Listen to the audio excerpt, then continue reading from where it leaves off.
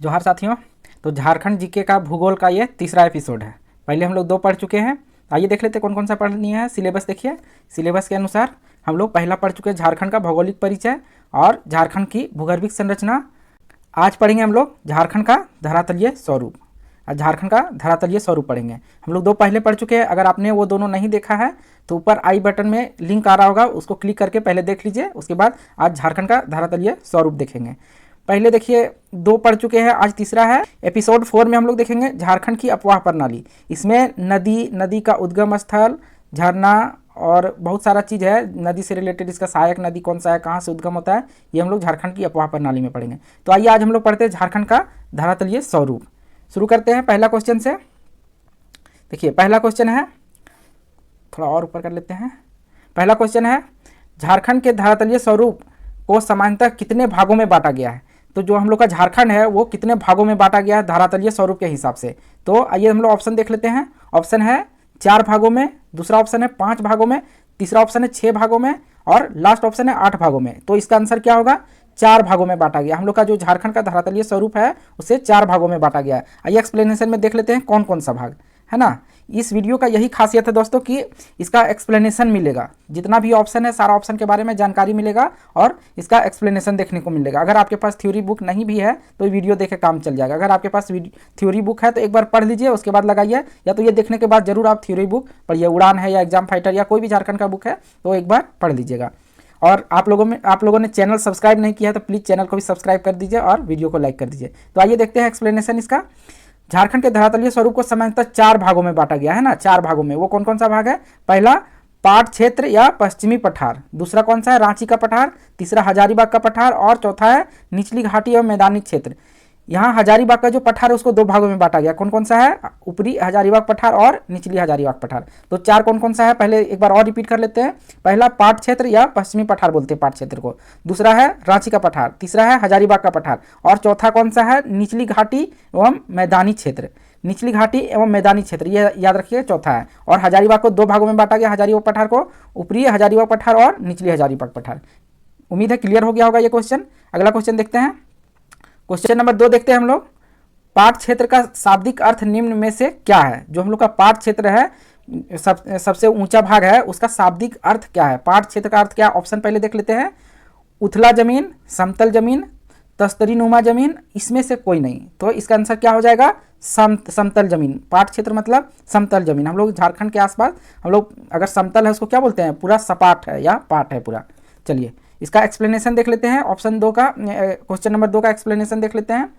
झारखंड में जो पाट क्षेत्र है उसका समतल जमीन पाट क्षेत्र का शाब्दिक अर्थ है। जो झारखंड का पाट क्षेत्र हम लोग बोलते हैं उसका शाब्दिक अर्थ क्या है, वो समतल जमीन। अगर कल का क्लास किए होंगे एपिसोड 2 वाला तो उसमें पूरा क्लियर बताया गया है पाट क्षेत्र के बारे में। आगे देखिए इसमें, इसकी तुलना दक्षिण पठार के मेसा आकृति से की जाती है। और पाट क्षेत्र का आकृति कैसा है, तो ट्रेंगुलर है, ऊपर में आधार है और नीचे नुकीला पाट नीचे है ना। और इससे रिलेटेड 4 जिला कौन कौन सा है, गुमला, लातेहार, लोहरदगा और पलामू, ये 4 जिला में फैला हुआ है। थोड़ा सा गढ़वा का भी पार्ट आ जाता है लेकिन ये मुख्यतः 4 जिला में पाट क्षेत्र हमारा फैला हुआ है। अगला देख लेते हैं क्वेश्चन नंबर 3। क्वेश्चन नंबर 3 है, निम्नलिखित में से कौन सा झारखंड का धरातलीय स्वरूपों में सबसे ऊंचा भूभाग है। तो देखिए थोड़ा सा टाइपिंग मिस्टेक में यहाँ एक ऑप्शन यहाँ लिखा गया है तो मैनेज कर लीजिएगा। तो पहला ऑप्शन है पाट क्षेत्र, हजारीबाग का पठार, रांची का पठार, निचली नदी घाटी का क्षेत्र या पठार। तो ये देखिए सबसे पहले क्वेश्चन में क्या पूछा है कि कौन सा धरातलीय स्वरूपों में सबसे ऊंचा भूभाग। तो सबसे ऊंचा भूभाग कौन सा है, ऊंचा में अगर बोला जाए तो सबसे ऊंचा भूभाग है हमारा पाट क्षेत्र। तो इसका आंसर क्या हो जाएगा, ऑप्शन ए पाट क्षेत्र। आइए इसका एक्सप्लेनेशन देख लेते हैं। एक्सप्लेनेशन है देखिए, झारखंड के धरातलीय स्वरूपों में पाट क्षेत्र की ऊंचाई सबसे अधिक है। सबसे ऊंचाई इसकी अधिक है। कितनी अधिक है ऊंचाई, इसकी औसत ऊंचाई 900 मीटर। अगर फीट में देखेंगे तो लगभग 2900 कुछ आता है, तो लगभग हम लोग 3000 फीट बोलेंगे। पाट क्षेत्र का विस्तार रांची के उत्तर पश्चिमी हिस्से से लेकर पलामू जिले के दक्षिणी हिस्से तक है। पाट क्षेत्र की सबसे ऊपरी परत लेटराइट से निर्मित है। तो देखिए एक्सप्लेनेशन वाला में जो पार्ट है उसमें क्या है कि आपको एक्स्ट्रा जानकारी भी मिलेगा। देखिए इसमें पूछा कि सबसे ऊंचा भाग कौन सा है, तो आंसर में हम लोग क्या देखें, पाट क्षेत्र। लेकिन एक्सप्लेनेशन में क्या आपको मिला कि पाठ क्षेत्र का ऊंचाई मीटर में भी, फीट में भी, और इसके अतिरिक्त इसका जानकारी मिला। तो बुक में ऐसा ही दिया गया है ना, इसमें हम लोग को बहुत फायदा होगा। चलिए वीडियो को पूरा देखिएगा तो समझ में आएगा और याद होगा, एक भी क्वेश्चन नहीं छूटेगा आपका इस टॉपिक से, है ना। इस चैप्टर से जो हम लोग शुरू किए उससे एक भी क्वेश्चन नहीं छूटेगा। आइए क्वेश्चन नंबर 4 हम लोग देखते हैं। झारखंड के निम्न धरातलीय स्वरूपों में किसका आकार त्रिभुजाकार है? तो अभी थोड़ा देर पहले हम लोग डिस्कस कर चुके हैं किसका आकार है, आप लोग को ध्यान में होगा। और चलिए एक बार हम लोग ऑप्शन देख लेते हैं। ए पाट क्षेत्र, बी रांची का पठार, सी हजारीबाग पठार और निचली नदी घाटी। तो हम लोग क्या भी देखें कि जो हमारा पाट क्षेत्र है उसका आकार कैसा है? त्रिभुजाकार है। जो नुकीला भाग है त्रिभुज का वो नीचे है और बेस क्या है? ऊपर है। तो इसका आंसर क्या हो जाएगा? पाट क्षेत्र, है ना। उम्मीद है आप लोग को पूरा क्लियर हो रहा होगा और वीडियो में ही याद हो जा रहा होगा आप लोग को। चलिए इसका एक्सप्लेनेशन देख लेते हैं। झारखंड के धरातलीय स्वरूप का विभाजन पाट क्षेत्र, रांची का पठार, हजारीबाग का पठार तथा राजमहल की पहाड़ियां एवं मैदानी क्षेत्र। देखिए आपको पहला क्वेश्चन से ही हम लोग रिपीट करते जाएंगे, है ना।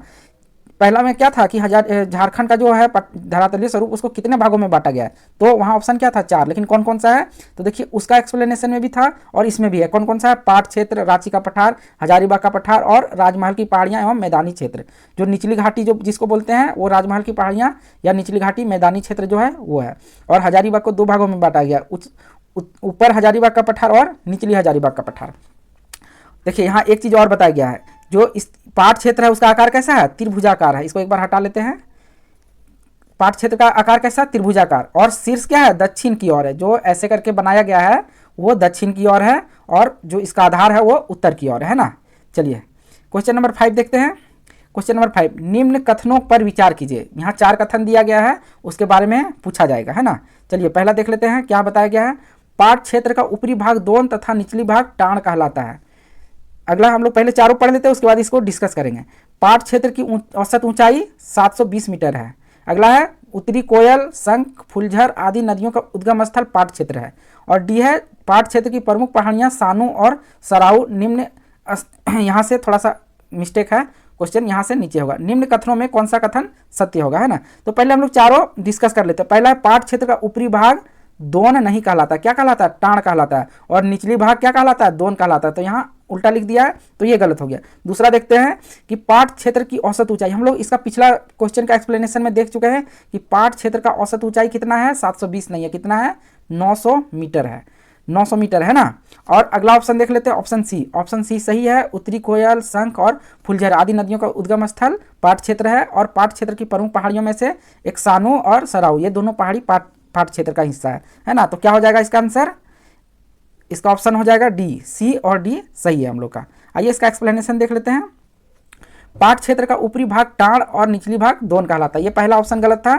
इस क्षेत्र की समुद्र तल से औसत ऊंचाई 900 मीटर है, लेकिन ऑप्शन में क्या दिया था? 720 मीटर। तो इसका क्या होगा? पाट क्षेत्र की औसत ऊंचाई 900 मीटर है। इस क्षेत्र में स्थित पहाड़ियों में सानू और सराऊ पहाड़ी मुख्य है। ये दोनों पहाड़ी क्या है? एकदम मेन पहाड़ी आता है इस पहाड़ी में, पाट क्षेत्र में। और इस क्षेत्र में अनेक नदियाँ का उद्गम स्थल है। पहला उत्तरी कोयल, शंख, फुलझर, ये सब मुख्य नदियाँ हैं जो बता दिया गया है। चलिए अगला क्वेश्चन देखते हैं, क्वेश्चन नंबर 6। क्वेश्चन नंबर 6 देखते हैं ना।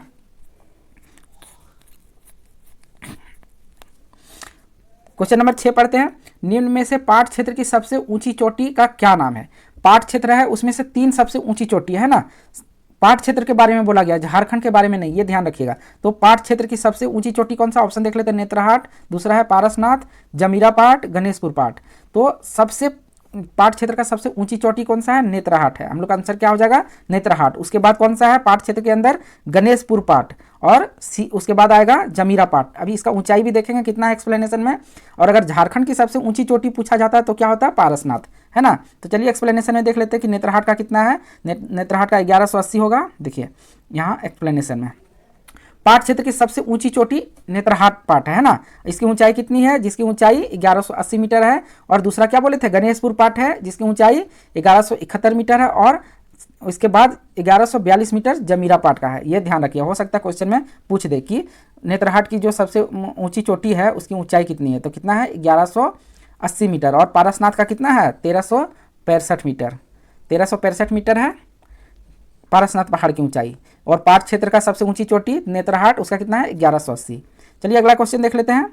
अगला क्वेश्चन है 7। क्वेश्चन नंबर 7 में क्या दिया है, झारखंड का सबसे बड़ा पठारी भाग कौन सा है। सबसे बड़ा पूछा है, सबसे ऊंचा पठारी भाग कौन सा था, पाट क्षेत्र, लेकिन सबसे बड़ा पूछा था। ये ऑप्शन हम लोग देख लेते हैं। पहला है पाट क्षेत्र, दूसरा है रांची का पठार, हजारीबाग का पठार और निचली नदी घाटी।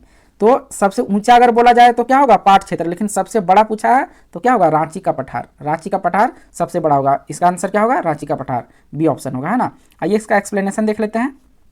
रांची का पठार झारखंड का सबसे बड़ा पठारी भाग है। इसे पाट क्षेत्र को छोड़कर रांची के आसपास का क्षेत्र भी शामिल है ना। पाट क्षेत्र को छोड़ के सब रांची का आसपास का एरिया को ही रांची का पठार बोलते हैं और ये सबसे बड़ा पठार है झारखंड का। चलिए अगला है क्वेश्चन नंबर 8। क्वेश्चन नंबर 8 देखते हैं, रांची का पठार की समुद्र तल से औसत ऊंचाई कितनी है।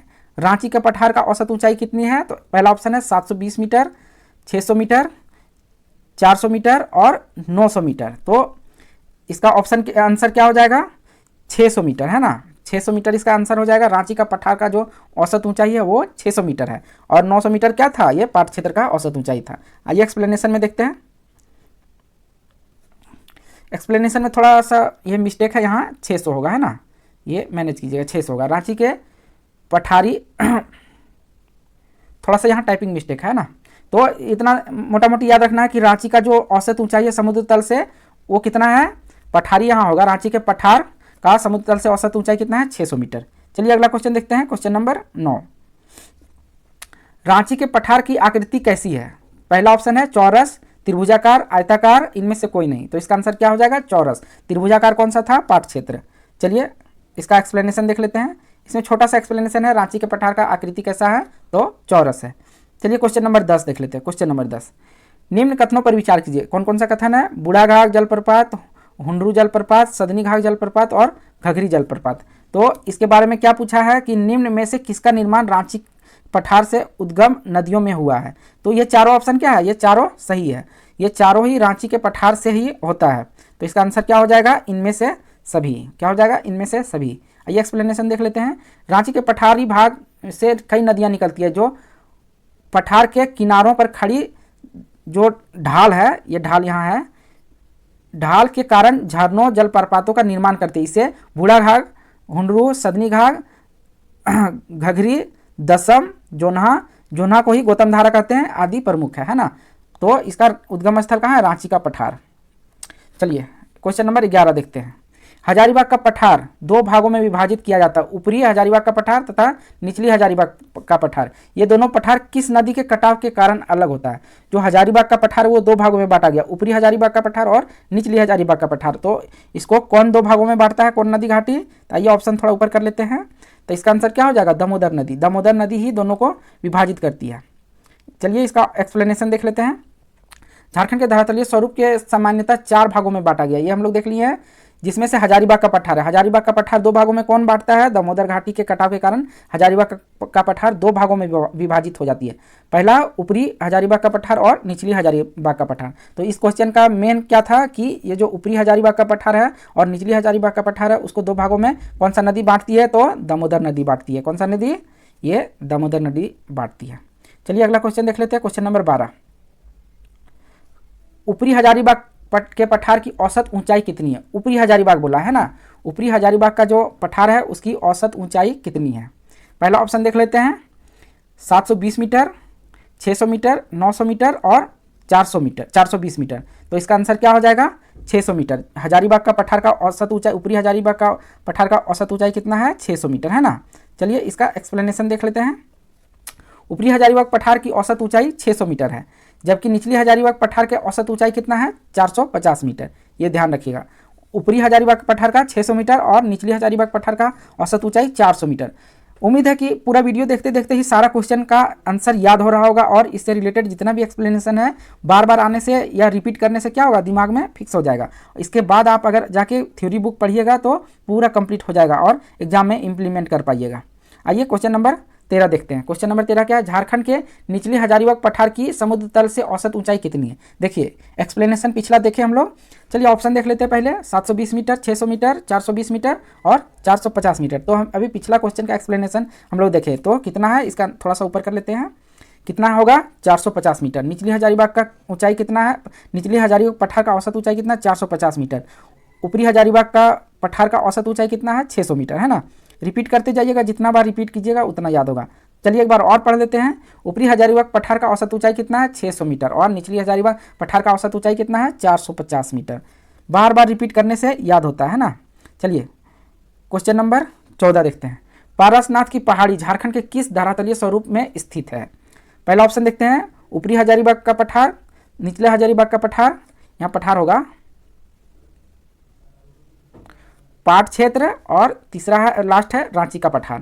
तो इसका आंसर क्या हो जाएगा? निचला हजारीबाग का पठार। उसी के आसपास हमारा पारसनाथ पहाड़ी है, निचले हजारीबाग का पठार और गिरिडीह के पठार के आसपास है ना। चलिए एक्सप्लेनेशन देख लेते हैं। निचली हजारीबाग का पठार, छोटा नागपुर पठार बाहरी हिस्सा होने के कारण इसे बाह्य पठार भी कहते हैं। ये याद रखें, निचली हजारीबाग का पठार को बाह्य पठार भी कहता है, या तो छोटा नागपुर पठार का बाहरी हिस्सा भी कहते हैं इसको। यह झारखंड के निम्नतम ऊंचाई वाली पठारी भाग है। सबसे छोटी या निचली बोलेंगे, सबसे निचली ऊंचाई या कम ऊंचाई वाला पठारी भाग है। पठारी भाग के बाद भी इस क्षेत्र में गिरिडीह के पठार पर बड़ाकर नदी घाटी के निकट पारसनाथ की पहाड़ी स्थित है। जो गिरिडीह का पठार है और हजारीबाग का निचली पठार है, उसके बीच में ये पारसनाथ का पहाड़ है। और इसकी ऊंचाई कितना है? 4478 फीट। अगर मीटर में बोला जाए तो 1365 मीटर। ये जब भी ऐसा आएगा तो दोनों ध्यान में रखेंगे, माइंड में लाएंगे तो याद हो जाए। हो सकता है फीट में पूछ दे क्वेश्चन में, हो सकता है मीटर में पूछ दे, तो दोनों याद रखिएगा, है ना। चलिए अगला क्वेश्चन है, पारसनाथ पहाड़ का निर्माण किस प्रकार के चट्टानों से हुआ है? ये इंपॉर्टेंट क्वेश्चन है, देख लेते हैं। पहला, बेसाल्ट चट्टाने, ग्रेनाइट चट्टाने, पैरोक्सिन ग्रेनाइट चट्टाने और चूना पत्थर। तो इसका आंसर क्या होगा? पायरोक्सिन ग्रेनाइट से बना है। पारसनाथ का पहाड़ पायरोक्सिन ग्रेनाइट से बना है। और ये चट्टाने क्या है? विंध्यन क्रम की चट्टाने हैं, ये याद रखिएगा। पायरोक्सिन ग्रेनाइट विंध्यन क्रम की चट्टाने हैं।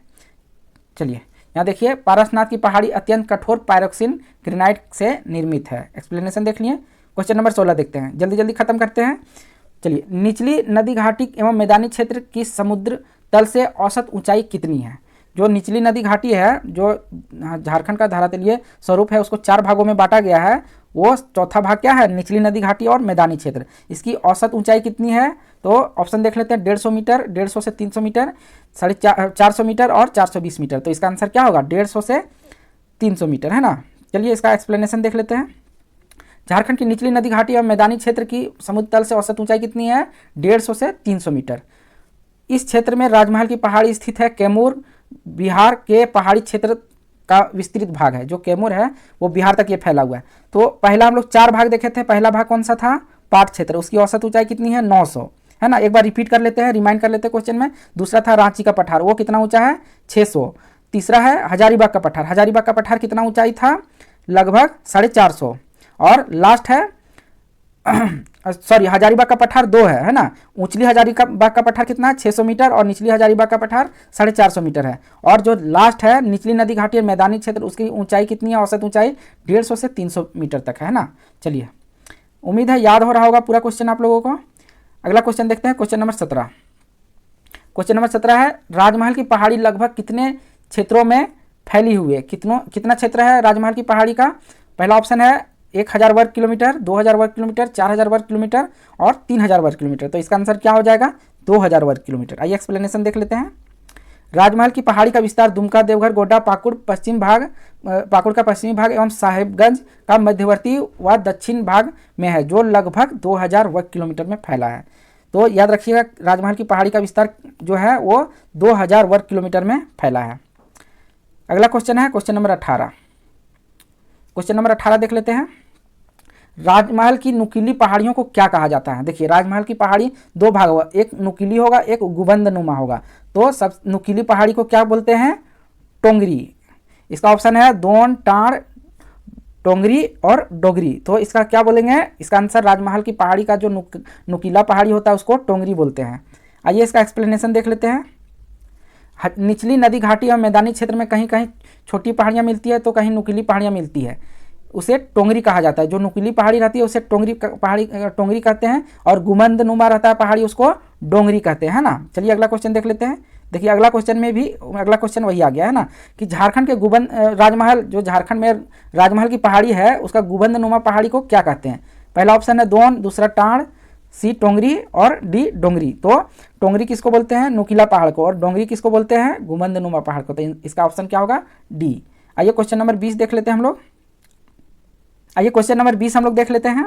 चाईबासा का मैदान झारखंड के किस धरातलीय स्वरूप का हिस्सा है? चाईबासा का जो मैदान है वो किस झारखंड के किस धरातलीय स्वरूप का हिस्सा है? पहला पाक क्षेत्र, रांची का पठार, हजारीबाग का पठार, निचली नदी घाटी का मैदानी क्षेत्र, है ना। तो क्या होगा इसका आंसर? निचली नदी घाटी एवं मैदानी क्षेत्र होगा। आइए इसका एक्सप्लेनेशन देख लेते हैं।